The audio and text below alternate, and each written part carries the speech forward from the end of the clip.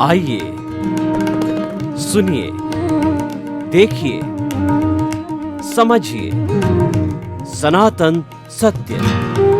जैसी दृष्टि वैसी सृष्टि, दृष्टि विज्ञान। कुदरत, कुदरती रचना एवं कुदरत के कानून से शाश्वत सुख की प्राप्ति। जोधपुर के परम पूज्य महात्मा उपासक प्रोफेसर डॉक्टर सोहन राज तातेड़ के निर्देशन में सनातन सत्य। जैसी दृष्टि वैसी सृष्टि, दृष्टि विज्ञान।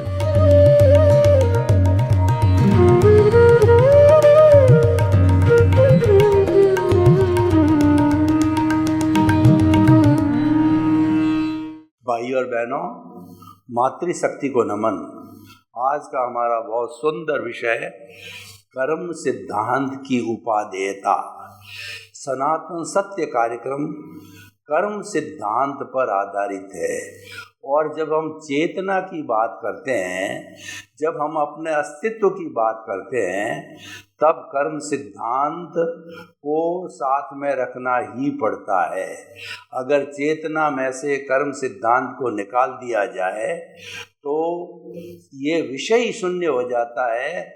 और दूसरी तरफ देखें कि आत्मा में से कर्म हटा दिए जाए तो आत्मा अपने स्वरूप को प्राप्त कर सकती है। तो दोनों तरफ से इसकी उपादेयता है। ये वर्तमान में इसके साथ जुड़ा हुआ है, तब हमारा व्यवहार जगत है। और ये समाप्त हो जाता है तो हमारा निश्चय जगत यानी शाश्वत सुख, ब्लिस और स्थायी सुख का रूप बन जाता है। यानी कर्म सिद्धांत एक दूरी है। इस दूरी पर हमारा आत्मकृतित्ववाद घूमता रहता है, क्योंकि आत्मा के साथ में अनादि अनंत काल से कर्म जुड़े हुए हैं। इसीलिए हमको इसकी चर्चा करनी पड़ती है। और उस कर्म के उदय और प्रारब्ध के अनुसार ही हमारा जो व्यवहार जगत है वो चलता है। और उसको समाप्त करना ही हमारे जीवन का मुख्य उद्देश्य है। तो हम कर्म सिद्धांत की आज के परिप्रेक्ष्य में उपादेयता की बात करें तो ये समसामयिक विषय है। कर्म सिद्धांत बहुत ही उपादेय सिद्धांत है। और मैं अगर ये कह दूं कि इस व्यवहार जगत का ईश्वर है वो कर्म सिद्धांत है तो कोई अतिशयोक्ति नहीं होगी। क्योंकि इंसान जो कुछ भी भुगतता है वो अपने कर्मों के अधीन ही भुगतता है। दुनिया की ऐसी कोई ताकत 33 करोड़ देवी देवता भी मान लें तो कोई ऐसी ताकत नहीं जो आपका भला कर सके, कोई ऐसी ताकत नहीं जो आपका बुरा कर सके। और भला और बुरा करने वाले आपके कर्म ही हैं। आप देखिए, इस पूरे विश्व की आबादी 7.8 जो है अरब की आबादी है, परंतु उसमें से कितने लोग आपके पूरे जीवन में आपके संपर्क में आते हैं? सारे संपर्क में नहीं आते हैं। संपर्क में वही आते हैं जिनके कर्मों का हिसाब किताब बाकी है, जिनका लेन देन बाकी है, जिनका उदय और प्रारब्ध बाकी है, वही संपर्क में आते हैं। तो ये एक पूरा उपादेय जो है सिद्धांत है। और इसकी हमें जो है बहुत अच्छी तरह से सांगोपांग व्याख्या करनी चाहिए। सबसे पहले हमें ये समझना है कि कर्म है क्या। जो भी हमारे भारतीय और भारतीयतर दर्शन कर्म सिद्धांत में विश्वास रखते हैं, आत्मा में विश्वास रखते हैं, वहाँ पे कर्म अवश्य ही विषय के अंदर आता है। क्योंकि कर्मों के अधीन ही आत्मा जकड़ी हुई है।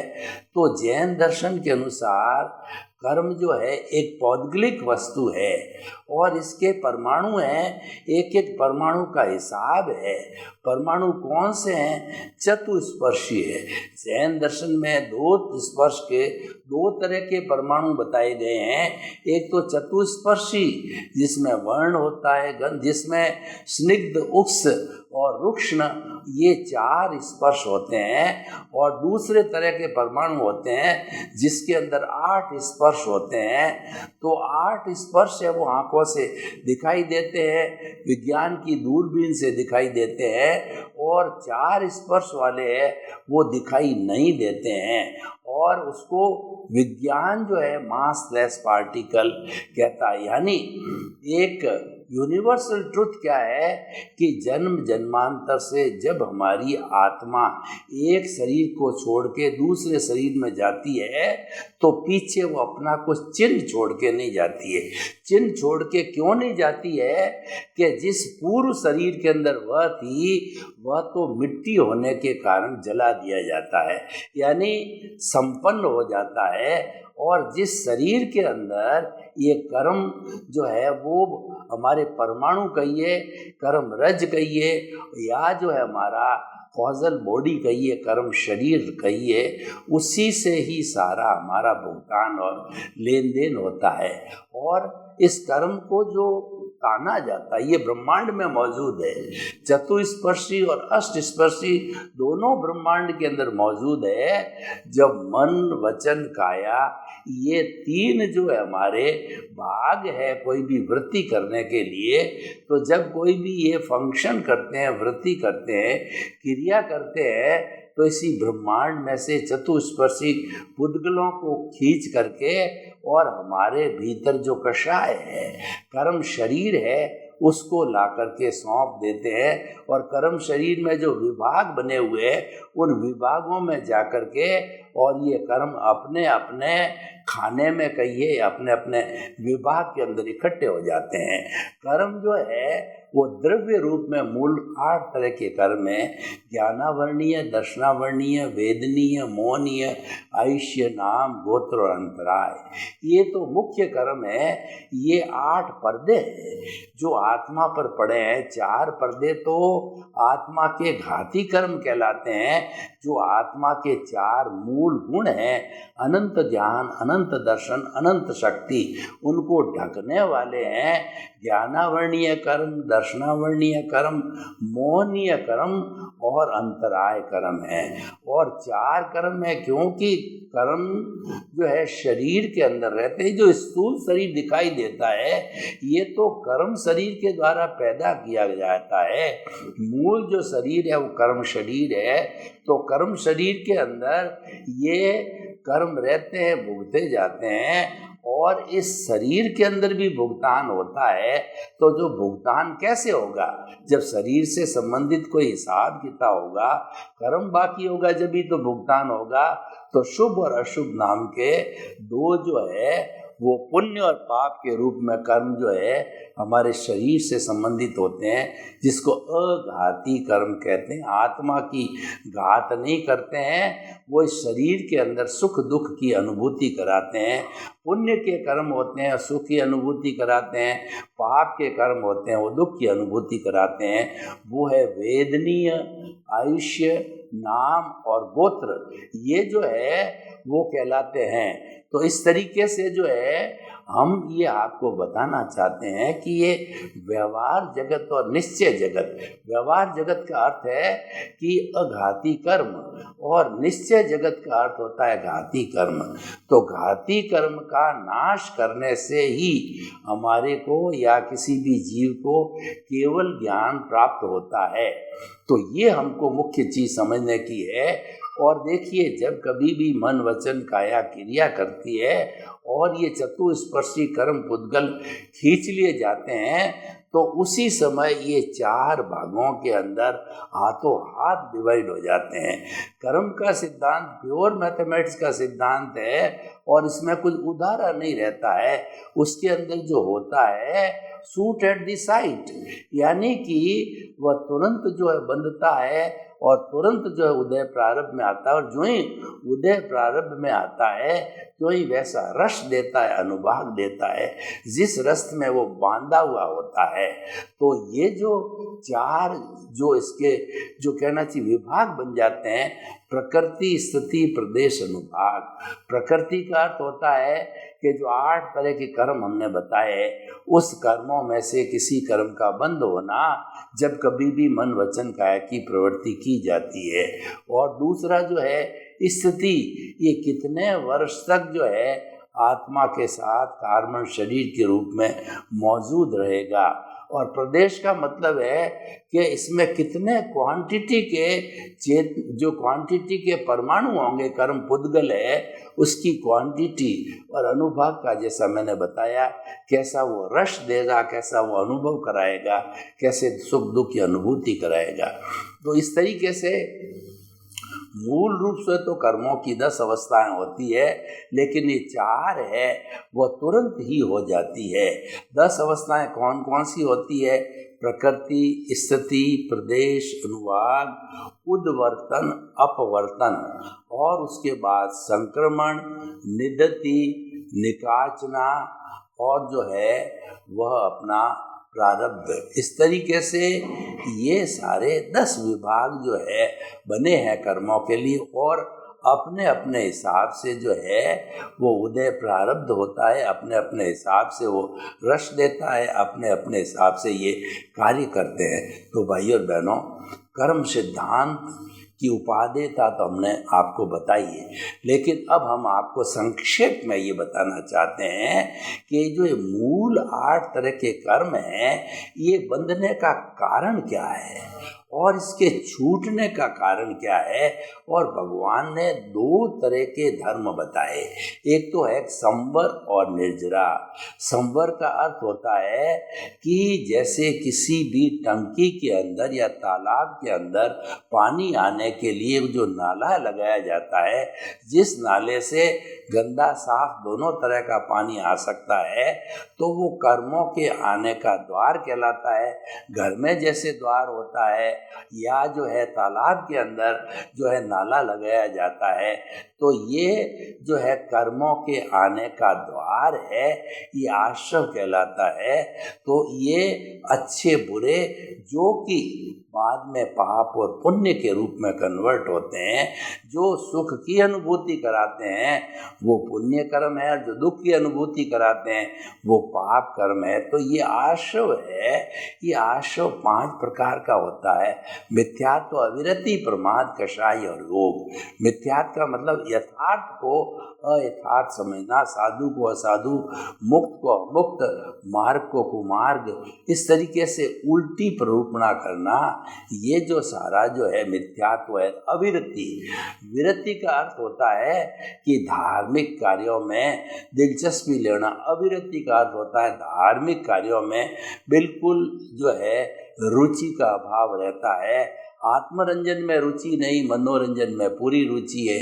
मनोरंजन करना होता है, नींद उड़ जाती है, आलस्य उड़ जाता है, और भले रात भर वो मनोरंजन कराओ, लोग करते रहते हैं। ये एक मानसिक दुर्बलता है, और यही कर्मों के बंधने का जो है मुख्य कहना चाहिए खजाना है। तो मिथ्यात्व, रीति, प्रमाद। प्रमाद का मतलब आलस्य करना, धार्मिक क्रिया करने में आलस्य करना। आलस्य हो भी जाता है, लेकिन जो शरीर के संबंधी, इंद्रिय सुख के संबंधी क्रिया है, उसमें कभी आलस्य नहीं होता है, क्योंकि उसमें तो जन्म जन्मांतर से हमारा ये कर्म कहिए, हमारा ये जो है आत्मा कहिए, शरीर कहिए, ये अभ्यस्त है उन बातों को करने में।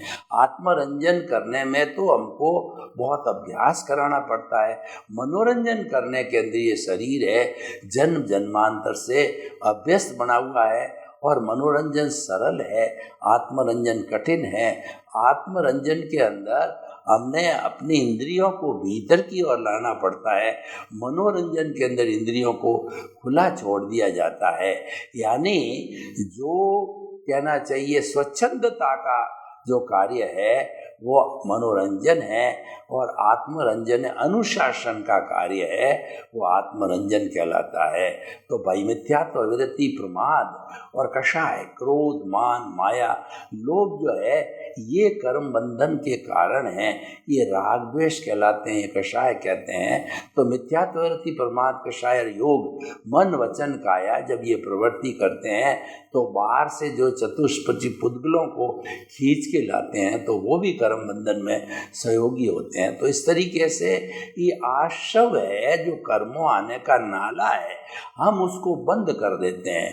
सबसे बड़ा आश्रव ये है कि प्राणी मात्र को किंचित मन से, वचन से, काया से, करने से, करवाने से, अनुमोदने से किसी भी प्राणी को किंचित मात्र भी दुख न देना, कष्ट न देना, उसका तिरस्कार न करना और उसको मारना, पीटना, अपघात करना न किया जाए, ये सबसे बड़ा संवर है। तो संवर एक साधना है और निर्जरा उसकी निष्पत्ति है।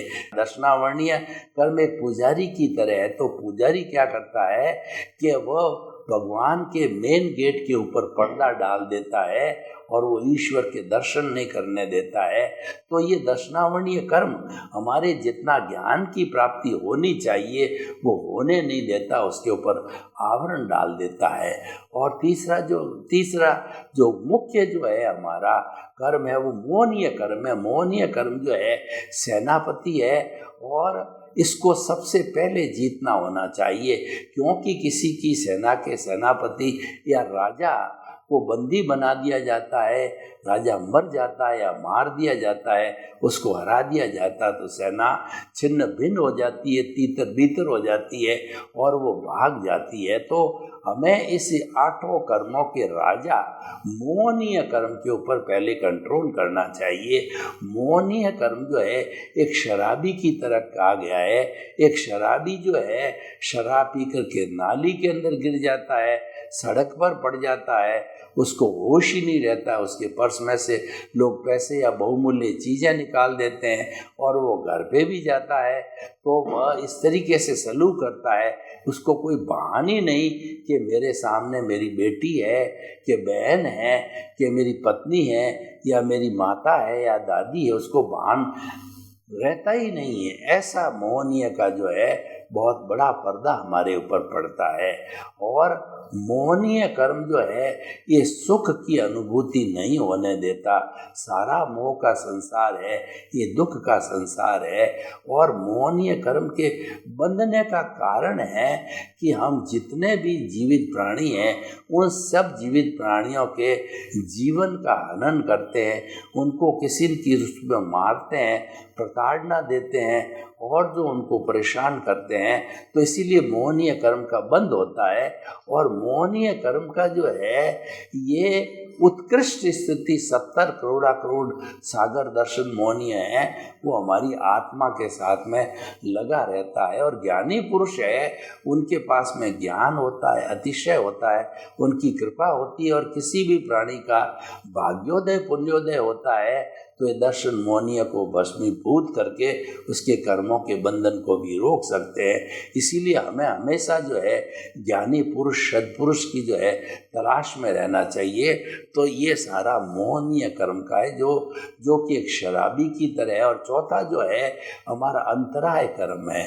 अंतराय का मतलब बाधा पहुंचना, बाधा डालने से हमको बाधा मिलती है।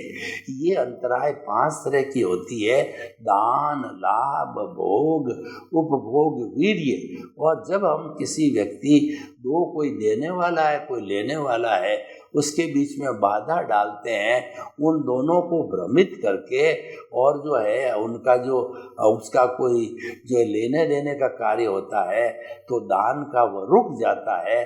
तो ये अंतराय से हमारे अंतराय कर्म का बंद होता है।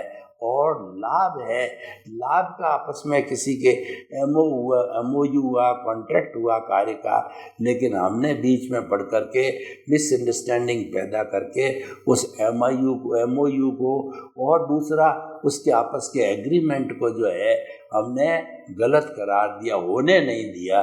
तो इसका मतलब हमने रोका। दान को, लाभ को, भोग होता है, भोजन है, कोई व्यक्ति भोजन कर रहा है, हम उसको रोकते हैं तो भोगांतराय लगती है।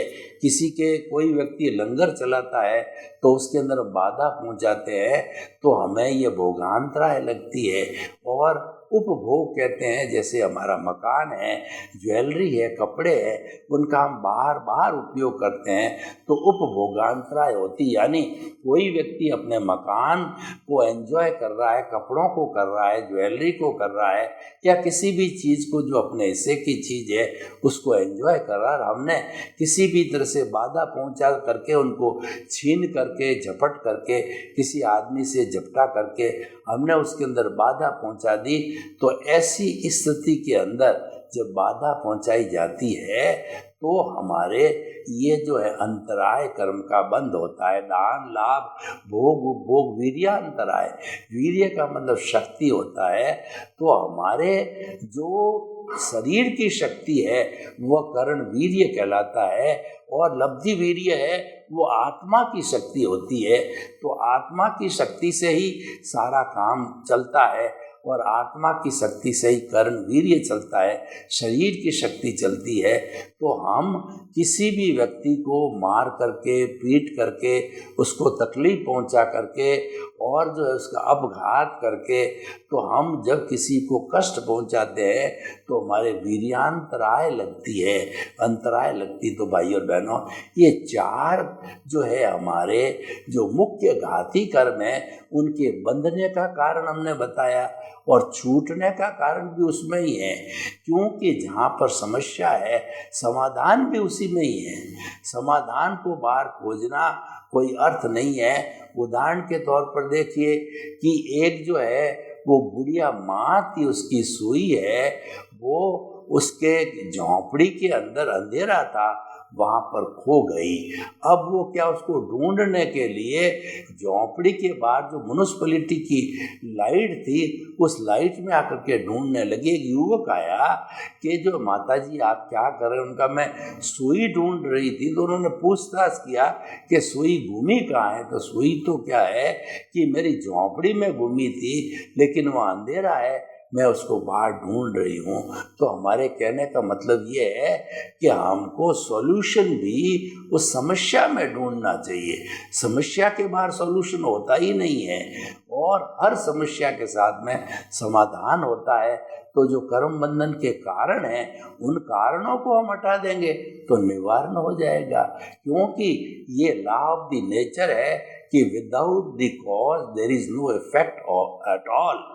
कारण कार्य का सिद्धांत जो है ये यूनिवर्सल ट्रूथ है, ये सार्वभौम सत्य है, ये अल्टीमेट रियलिटी है कि कारण के बिना कार्य नहीं होता, कार्य के बिना कारण नहीं होता है।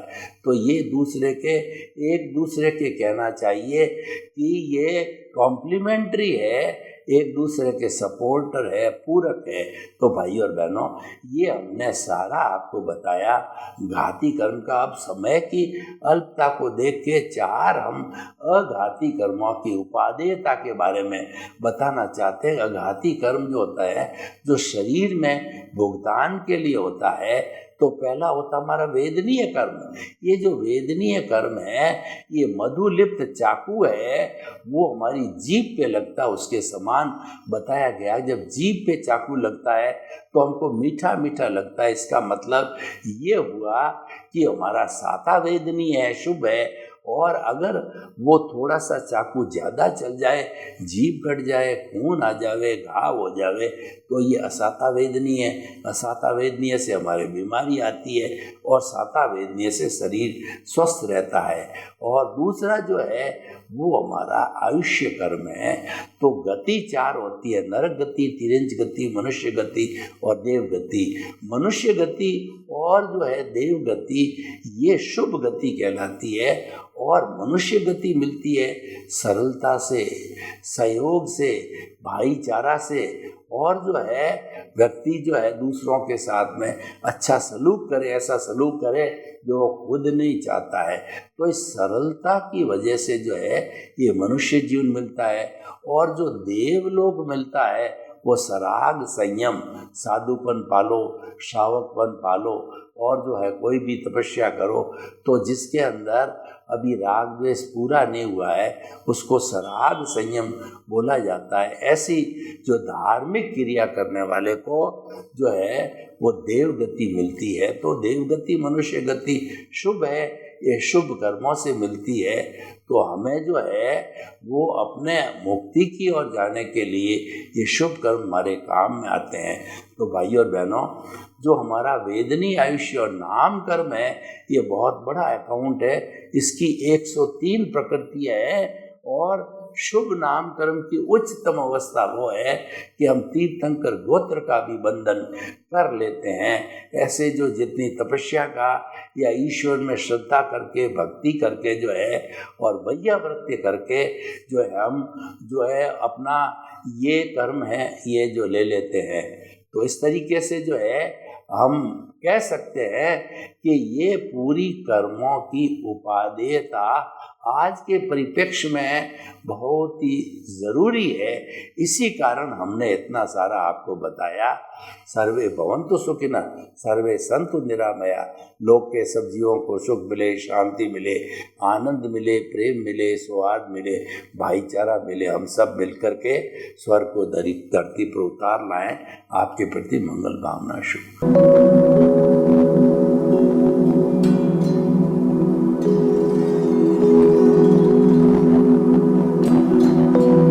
एक ऐसा अंतर्राष्ट्रीय ख्याति प्राप्त मानव जो गुरु प्रेरणा से पिछले 20 वर्षों से वानप्रस्थ जीवन जीते हुए 24 घंटे मानवता की सेवा में संलग्न है।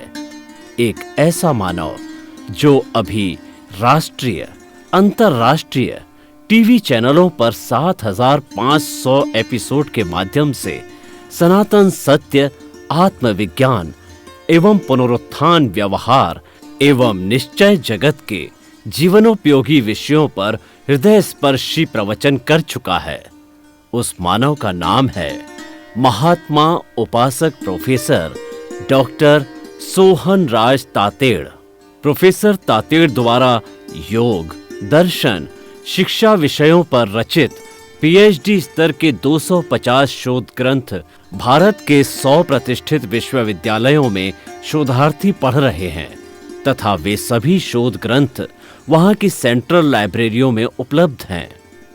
महात्मा सोहन राज ने अभी तक हजारों स्कूलों, कॉलेजों, विश्वविद्यालयों एवं संस्थाओं में सेमिनार, वर्कशॉप, कैंप लगाकर लाखों विद्यार्थियों को योग, दर्शन, शिक्षा का प्रशिक्षण देकर उन्हें सुसंस्कारित किया। डॉक्टर तातेड़ ने भारतीय संस्कृति उत्थान के 4000 से अधिक समसामयिक विषयों पर आर्टिकल लिखकर ऑनलाइन जर्नल, पत्रिकाओं, वेबसाइट्स पर प्रकाशित किया, जिसका उपयोग लाखों पाठक कर रहे हैं।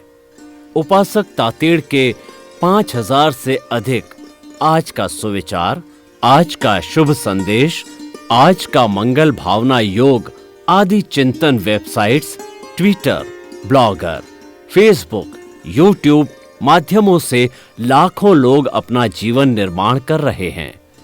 मानवता के मसीहा ऐसे महामानव महात्मा सोहन राज तातेड़ के प्रोफाइल को अभी तक विश्व के 20 लाख दर्शक यूट्यूब पर, 12 लाख गूगल पर एवं लाखों दर्शक फेसबुक, ब्लॉगर, ट्विटर और इंस्टाग्राम पर देख चुके हैं।